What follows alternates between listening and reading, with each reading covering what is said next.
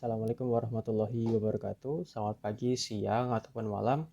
Dalam kesempatan kali ini kami akan mempresentasikan yaitu materi tentang struktur sistem operasi dengan nama saya Kemal Satya Wibowo. Perkenalkan, nama saya Pankrasius Arwi Caksono dengan NIM 24105120052. Perkenalkan, nama saya Mirza Pandikondaha dengan NIM 24105120059. Lanjut saja, saya akan menjelaskan tentang definisinya terlebih dahulu. Jadi yang dimaksud dengan sistem operasi, ada perangkat lunak sistem yang berfungsi sebagai penghubung antara pengguna dengan perangkat keras komputer. Tanpa sistem operasi, kita tidak bisa menjalankan komputer dengan baik. Fungsi utamanya ada 3, yaitu mengelola perangkat keras seperti CPU, memori, disk, dan perangkat input-output. Menyediakan lingkungan agar aplikasi bisa berjalan dengan lancar, dan mengatur interaksi antar kita sebagai pengguna dengan komputer. Contoh sistem operasi yang sering kita gunakan antara lain Windows, Linux, macOS, dan Android. Kemudian yang selanjutnya terdapat struktur umum sistem operasi atau gambaran lapisan struktur sistem operasi secara umum. Jadi yang pertama, secara teoritis, sistem operasi didefinisikan sebagai program yang berfungsi sebagai perantara antara pengguna dengan perangkat keras. Untuk memahami kompleksitasnya, kita bisa menggunakan pendekatan layer view atau pandangan secara berlapis. Lapisan paling dasar ialah hardware layer atau perangkat keras yang berisikan CPU, memori, dan perangkat input-output. Di atasnya lagi, itu ada kernel yang mengatur sumber daya serta menyediakan sistem call atau API sebagai pintu masuk bagi aplikasi. Selanjutnya terdapat library runtime yang berfungsi sebagai jembatan agar programmer tidak perlu berhubungan langsung dengan kernel hingga akhirnya di puncak terdapat yaitu application layer yang biasanya berinteraksi langsung dengan user. Setiap lapisan saling bergantung secara hierarkis. Lapisan atas tidak bisa bekerja sama tanpa layanan pada lapisan di bawahnya. Hal ini memudahkan pemeliharaan dan kontrol karena masalah bisa diisolasi di lapisan terkait tanpa mengganggu keseluruhan sistem. Analogi sederhananya seperti struktur OS ini mirip sebuah gedung bertingkat atau organisasi, di mana di lantai paling bawahnya itu adalah staf operasional atau hardware. Kemudian di atasnya lagi itu ada supervisor, yaitu kernel. Kemudian di atasnya lagi ada manager, yaitu library runtime. Dan yang di paling atas itu ada direkturnya, yaitu aplikasi. Jadi masing-masing level punya peran jelas, sehingga alur komunikasi lebih teratur dan sistem lebih mudah untuk dipelihara. Kemudian yang selanjutnya terdapat struktur monolitik, yaitu model klasik sistem operasi di mana seluruh layanan inti dikemas dalam satu kernel besar. Kernel ini berisi berbagai subsistem utama seperti manajemen proses, memori, sistem file, device driver, dan komunikasi antar proses. Karena semua komponen berjalan dalam satu ruang alamat, komunikasi antar modul bisa dilakukan secara langsung dengan menggunakan function call, sehingga kinerjanya lebih tinggi dan lebih cepat, serta overhead-nya lebih rendah. Namun secara teori, kelemahannya terdapat pada fragility-nya. Bug kecil di satu modul bisa menyatukan seluruh kernel, sehingga pemeliharaannya lebih sulit untuk dilakukan. Untuk mengurangi keterbatasan ini, kemudian dikembangkan sebuah konsep, yaitu loadable kernel modules, yang memungkinkan modul tertentu dimuat atau dicabut saat runtime tanpa harus mengubah kernel utama. Analogi sederhananya ialah struktur monolitik ini seperti dapur tradisional di mana semua bumbu, alat masak, dan koki bekerja dalam satu ruangan besar tanpa sekat. Keuntungannya yaitu jelas, komunikasi antar komponen itu pasti sangat cepat karena tidak ada batas pemisah. Karena monolitik berisi hampir semua layanan penting mulai dari sistem file, manajemen memori, hingga device driver. Namun kelemahannya cukup serius karena semua ada di satu ruangan. Jadi kalau ada satu bumbu yang basi, seluruh masakan bisa gagal. Artinya bug kecil pada satu modul itu dapat merusak stabilitas seluruh sistem.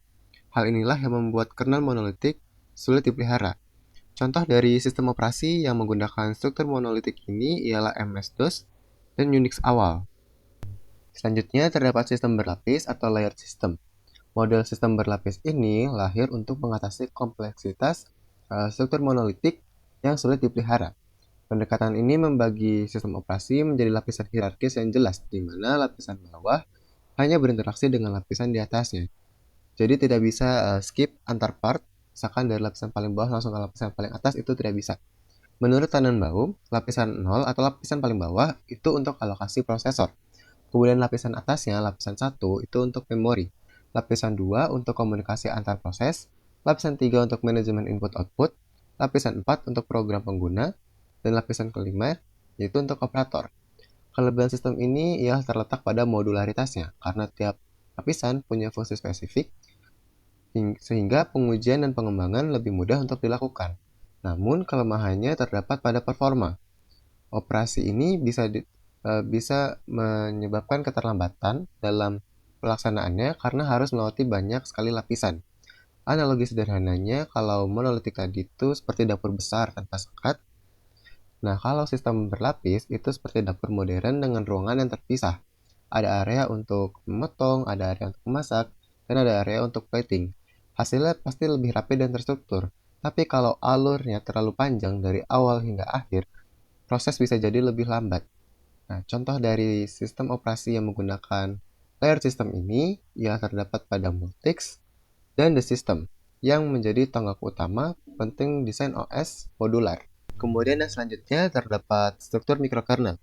Mikrokernel ini dikembangkan sebagai kritik terhadap dua model sebelumnya, yaitu monolitik dan layered system.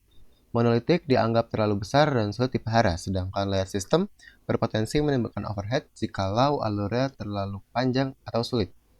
Konsep mikrokernel adalah mengecilkan kernel agar hanya berisi fungsi inti-intinya saja, seperti interprocess communication, IPC, basic scheduling, dan manajemen memori minimal.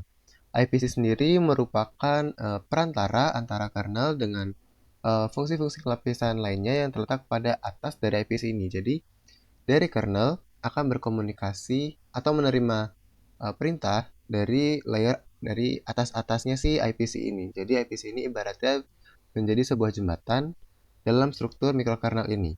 Sementara itu, layanan lain seperti device driver, file system, dan protokol jaringan dijalankan sebagai server di ruang user. Kelebihan dari mikrokernel ini ialah adanya fault isolation dan portability. Jika satu layanan bermasalah, sistem lainnya akan tetap berjalan karena hanya server terkait yang gagal, bukan seluruh sistem. Kernel yang kecil juga membuat mikrokernel menjadi lebih mudah dipindahkan ke arsitektur perangkat keras lain. Kekurangan dari mikrokernel ini sendiri ialah dari segi performanya, karena banyaknya context switching antara kernel dan user space bisa memperlambat sistem. Analogi sederhananya, jikalau monolitik tadi dibuatkan seperti rumah dengan satu pintu masuk untuk semua orang, kalau mikrokernel ini ia membagi akses dengan pintu-pintu khusus. Pintu utamanya hanya untuk fungsi inti, sementara layanan lainnya punya jalurnya masing-masing. Hasilnya lebih aman dan fleksibel, meskipun performa atau pergerakannya jadi sedikit lebih lambat. Contoh nyata dari mikrokernel ialah QNX, TRU64 Unix, dan Mac yang menjadi dasar dari macOS X. Lalu di sini ada sistem operasi dengan struktur modular. Berdasarkan namanya, struktur ini memecah sistem yang besar menjadi komponen-komponen yang lebih kecil dan independen. Dalam konteks sistem operasi, modularitas berfokus pada struktur perangkat lunak yang mengelola proses, memori, dan layanan inti lainnya. Sistem dengan struktur modular ini dibangun dengan memecah berbagai fungsi-fungsinya menjadi berbagai proses, berbagai modul yang terpisah dengan ruang memorinya masing-masing. Lalu ada ciri-ciri lain berupa kernel inti dan modul tambahan yang bisa di-load atau unload secara dinamis. Untuk struktur ini mempunyai keuntungan yaitu kemudahan dalam pemeliharaan, debugging karena modularitas tadi, lalu juga fleksibilitas karena load dan unload yang secara dinamis. Struktur ini mudah dikembangkan, performa yang tinggi, dan juga dalam modul-modulnya ketika ada pembaruan, sistem tidak perlu dilakukan reboot.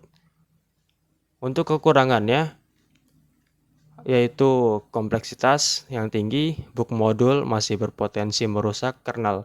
Lalu ada juga tantangan pada modul yang memiliki ketergantungan dengan modul lain ketika komunikasi terganggu karena adanya error pada salah satu modul. Untuk sistem ini yang mengadopsi struktur modular ada Windows, Linux, Solaris, dan macOS X. Ini ada juga struktur sistem operasi virtual machine. Virtual machine ini merupakan program atau lingkungan perangkat lunak yang melakukan emulasi sebuah sistem komputer fisik. Jadi si komputer fisik ini atau disebut juga host bisa menjalankan lebih dari satu komputer virtual atau virtual mesin ini yang juga disebut GES. Setiap virtual mesin ini bisa menjalankan sistem operasinya sendiri, lalu aplikasi-aplikasinya sendiri dengan menggunakan alokasi sumber daya yaitu CPU, RAM, penyimpanan dari komputer fisik. Virtual mesin ini bekerja menggunakan lapisan perangkat lunak yang disebut hypervisor. Hypervisor ini yang menjadi pengelola dari sumber daya tadi dan mendistribusikannya ke setiap virtual mesin.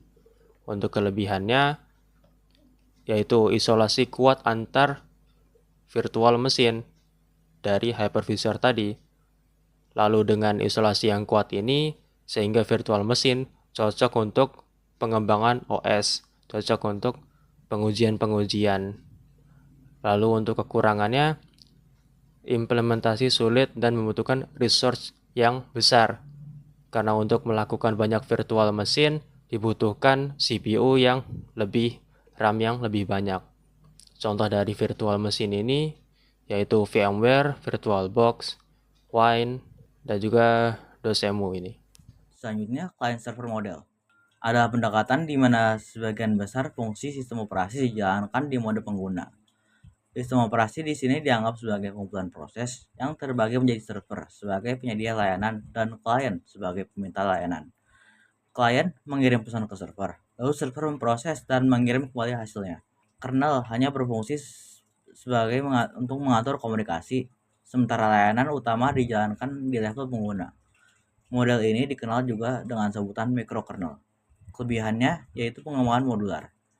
Error di satu bagian tidak merusak sistem secara keseluruhan dan mudah diadaptasi untuk sistem tersebar.